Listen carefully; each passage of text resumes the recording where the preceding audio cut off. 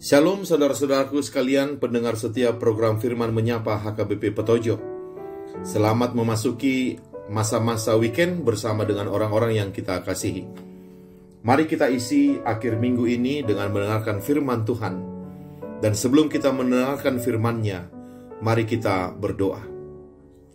Ya Tuhan, jadikanlah hati kami menjadi ruang maha kudus, di mana Engkau bertahta. Dan biarlah seluruh hidup kami dikendalikan oleh suara-Mu yang berwibawa, suara firman Tuhan. Tolonglah kami semua, supaya kami diberikan kekuatan untuk mampu menjadi pelaku-pelaku firman itu. Sehingga firman yang ditabur tidak jatuh ke tanah yang sia-sia, melainkan tumbuh subur dan berbuah pada waktunya. Di dalam nama Tuhan Yesus Kristus kami naikkan doa ini. Amin. Firman Tuhan bagi kita hari ini diambil dari kitab 1 Tawarikh pasal 29 ayat 13. Demikian dikatakan, "Sekarang ya Allah kami bersyukur kepadamu dan memuji namamu yang agung itu." Demikianlah firman Tuhan. Yang berbahagia adalah orang yang mendengarkan firman Tuhan serta memeliharanya. Amin. Jemaat yang dikasihi Tuhan, renungan kita hari ini adalah bagian dari puji-pujian Raja Daud kepada Allah, karena dia dan bangsa Israel bisa bekerja sama mengumpulkan persembahan untuk dipakai membangun rumah Tuhan. Kita semua tahu bahwa Raja Daud tidak diperkenankan Tuhan membangun bait Allah, sebab sudah terlalu banyak darah yang dikorbankan oleh Raja Daud dalam peperangan-peperangan yang dia hadapi. Allah lebih memilih anaknya, yaitu Salomo, untuk membangun bait baginya. Tapi Raja Daud tidak berkecil hati dengan keputusan Allah tersebut. Alih-alih baper atau ngambek, Raja Daud justru memilih untuk melakukan apa yang bisa dia lakukan untuk mensukseskan pembangunan bait Allah tersebut. Maka dalam 1 Tawarikh pasal 29 ayat 2-5, Raja Daud berkata, "Dengan segenap kemampuan, aku telah mengadakan persediaan untuk rumah Allahku, yakni emas untuk barang-barang emas, perak untuk barang-barang perak, tembaga untuk barang-barang tembaga, besi untuk barang-barang besi, dan kayu untuk barang-barang kayu, batu permata syoham dan permata tatahan, batu hitam dan batu permata yang berwarna-warna, dan segala macam batu mahal-mahal, dan sangat banyak pualam. Lagi pula, oleh karena cintaku kepada rumah Allahku, maka sebagai tambahan pada segala yang telah kusediakan bagi rumah kudus, aku dengan ini memberikan kepada rumah Allahku dari emas dan perak kepunyaanku sendiri, 3.000 talenta emas dari emas Ofir, dan 7.000 talenta perak murni untuk menyalut dinding ruangan, yakni emas untuk barang-barang emas, dan perak untuk barang-barang perak, dan untuk segala yang dikerjakan oleh tukang-tukang." Luar biasa saudara-saudara. Bahkan Raja Daud tidak merasa cukup hanya dengan memberikan hartanya. Dia juga mengadakan fundraising, ya istilah kita sekarang ini, dari seluruh bangsa Israel untuk ikut serta memberikan sumbangan mereka masing-masing demi pembangunan rumah Tuhan. Di ayat 5 dikatakan, Raja Daud berkata, "Maka siapa pada hari ini yang rela memberikan persembahan kepada Tuhan?" Karena mereka sudah melihat rajanya sendiri memberi dengan tidak tanggung-tanggung, maka seluruh puak, seluruh kepala suku Israel, seluruh kepala pasukan 1.000, kepala pasukan 100, dan bahkan seluruh rakyat menyatakan kerelaan mereka untuk ikut memberikan harta mereka bagi pembangunan rumah Tuhan. Di ayat 7-8 dikatakan, mereka menyerahkan untuk ibadah di rumah Allah 5.000 talenta emas dan 10.000 dirham, 10.000 talenta perak, dan 18.000 talenta tembaga, serta 100.000 talenta besi. Siapa yang mempunyai batu permata menyerahkannya kepada Yehiel orang Gerson itu untuk perbendaharaan rumah Tuhan. Dan yang menarik saudara-saudara, apa yang bangsa itu rasakan setelah mereka menyumbang untuk pembangunan rumah Tuhan? Apakah mereka bersungut-sungut sebab mereka merasa dipaksa untuk memberi. Ternyata tidak sama sekali. Di ayat 9 dikatakan, bangsa itu bersuka cita karena kerelaan mereka masing-masing, sebab dengan tulus hati mereka memberikan persembahan sukarela kepada Tuhan. Juga Raja Daud ikut sangat bersuka cita. Luar biasa sekali. Padahal pemberian mereka bukan pemberian 100 atau 200 ribu, atau 1 juta atau 2 juta rupiah. Pemberian mereka berupa emas dalam jumlah yang banyak, disebut tadi bertalenta-talenta. Tapi mereka justru merasakan sukacita yang besar karena bisa terlibat dalam pembangunan rumah Tuhan.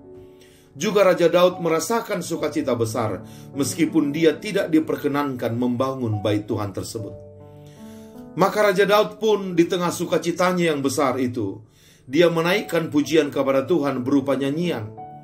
Dan bagian dari pujiannya kepada Tuhan, itulah nats renungan kita hari ini yang berbunyi, sekarang ya Allah kami bersyukur kepadamu dan memuji namamu yang agung itu. Ayat 13. Dan kalau kita lanjutkan sampai ayat 14, di situ Daud menyampaikan alasannya mengapa dia begitu bersyukur dan memuliakan ayat Tuhan. Di ayat 14 disebutkan, sebab siapakah aku ini dan siapakah bangsaku ini, sehingga kami mampu memberikan persembahan sukarela seperti ini. Sebab daripadamulah segala-galanya, dan dari tanganmu sendirilah persembahan yang kami berikan kepadamu. Luar biasa sekali, saudara-saudaraku. Biasanya kalau orang sudah menyumbang banyak, orang tersebut bisa menjadi sangat sombong dan omongannya yang harus didengarkan oleh panitia pembangunan. Tapi hal itu sama sekali tidak kita lihat dalam diri Raja Daud dan orang-orang Israel. Mereka justru mengatakan dalam kerendahan hati, siapakah kami ini Tuhan, sehingga kau mampukan memberi persembahan secara sukarela ini. Maka inilah yang menjadi renungan bagi kita pada masa-masa Advent sekarang ini. Advent adalah suatu masa di mana kita menyambut sebuah rencana Tuhan yang luar biasa, yaitu kedatangan anaknya yang tunggal. Maka sebagaimana renungan kita hari ini, kita juga diminta untuk bersikap aktif dalam menantikan kedatangannya. Jadilah bagian dari rencana besar Allah dalam membaharui dunia ini, dan berikanlah apa yang kita punya untuk Tuhan pakai dalam pekerjaannya. Sebab sukacita hanya ada pada orang-orang yang mau memberi secara sukarela untuk pekerjaan Tuhan, seperti yang dirasakan oleh Raja Daud dan seluruh rakyat Israel. Dan mari kita renungkan, saudara-saudaraku, Tuhan tidak kekurangan uang untuk menjalankan rencananya. Tuhan bahkan bisa memakai harta karun yang tertimbun di lautan dan harta karun yang ada di dalam bumi untuk dia pakai menjalankan rancangannya jika Tuhan mau. Tuhan sesungguhnya tidak membutuhkan harta kita sama sekali. Jadi kalaupun Tuhan berkenan melibatkan kita dalam pekerjaannya, itu semua bukan untuk Tuhan, melainkan demi untuk diri kita sendiri. Ada banyak orang kaya di dunia ini, tapi Tuhan tidak berkenan memakai harta mereka untuk pekerjaannya. Dan sebaliknya, ada banyak orang miskin di dunia ini yang Tuhan ajak untuk terlibat dalam pekerjaannya. Salah satu contohnya adalah janda miskin yang hanya punya 2 peser uang, tapi itu pun Tuhan libatkan dalam pekerjaannya, dan Tuhan senang dengan pemberiannya itu.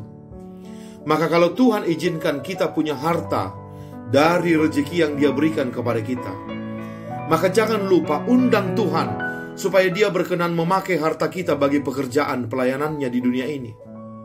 Mintalah kepada Tuhan dengan segala kerendahan hati, agar berkat yang sudah Dia titipkan kepada kita dapat dipakai sebahagian untuk pelayanan kasih di bulan Desember ini. Agar apa? Agar sukacita sorgawi melimpahi hidup kita, sebagaimana sukacita itu melimpahi Raja Daud dan orang-orang Israel yang sudah memberikan harta mereka untuk pekerjaan Tuhan. Sukacita, itulah perasaan terbaik yang bisa kita berikan untuk menyambut kelahiran Sang Juru Selamat. Dan sukacita itu tidak didapatkan dari menerima, melainkan dari memberi. Dan jika kita sudah bisa memberi untuk Tuhan, pujilah Dia dan besarkanlah namanya. Katakanlah seperti bunyi renungan kita hari ini, sekarang ya Allah kami kami bersyukur kepadamu dan memuji namamu yang agung itu. Sebab siapakah aku ini, sehingga aku mampu memberikan persembahan sukarela seperti ini? Sebab daripadamulah segala-galanya, dan dari tanganmulah persembahan yang kuberikan kepadamu. Amin. Terima kasih ya Tuhan, Kau ingatkan kami bahwa sikap terbaik untuk menyambut kelahiran Kristus adalah dengan bersukacita. Dan melalui renungan hari ini kami diajar bahwa sukacita tidak didapat dari menerima, melainkan dari memberi. Memberi untuk pekerjaan Tuhan, memberi untuk orang-orang yang membutuhkan. Seperti halnya Raja Daud dan orang-orang Israel beroleh sukacita yang besar karena mereka memberi untuk Tuhan. Maka biarlah pada masa-masa Advent ini kami bisa mengundang Tuhan, agar Tuhan memakai harta kami untuk dipakai dalam pekerjaan-Mu, agar sukacita sorgawi melimpahi kehidupan kami. Mari Tuhan, mari mengundang dan melibatkan kami. Pakailah apa yang ada pada kami untuk pekerjaan pelayanan kasih di bulan yang penuh sukacita ini. Dalam nama Yesus Kristus kami berdoa. Amin. Selamat beraktivitas. Tuhan Yesus memberkati.